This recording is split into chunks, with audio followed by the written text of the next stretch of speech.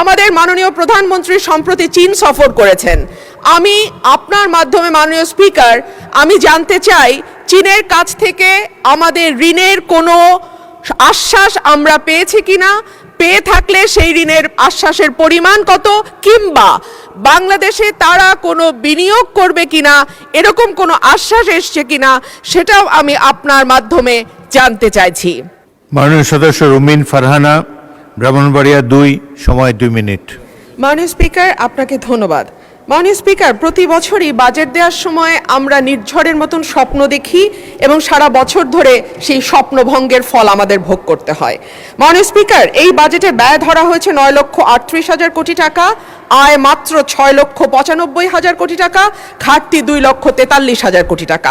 এটুকু হলেই হতো মাননীয় স্পিকার, কিন্তু আয়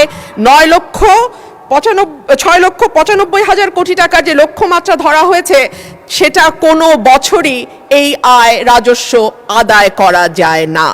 ফলে যেটা হয়, ঘাটতি বাড়তেই থাকে এবং সেই ঘাটতির জন্য আমরা দেশি বিদেশি ঋণ কিংবা বিনিয়োগের উপর নির্ভর করি। আমাদের মাননীয় প্রধানমন্ত্রী সম্প্রতি চীন সফর করেছেন।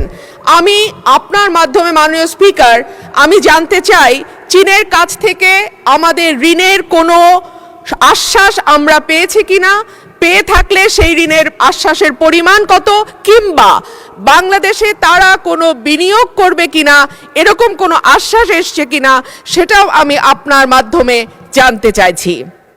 মাননীয় স্পিকার, আমাদের পররাষ্ট্রমন্ত্রীকে যখন সাংবাদিকরা এই সংক্রান্ত প্রশ্ন করেছিলেন তিনি বেশ সরাসরি উত্তর না দিয়ে অস্বস্তির সঙ্গে বলেছিলেন যে আমরা কি কেবলমাত্র চাইতে গেছি ভিক্ষার ঝুলি হাতে। না মাননীয় স্পিকার, আমরা কেউ আশা করি না যে বাংলাদেশের মন্ত্রী মিনিস্টাররা দেশের বাইরে ভিক্ষার ঝুলি হাতে ভিক্ষা করতে যাবেন।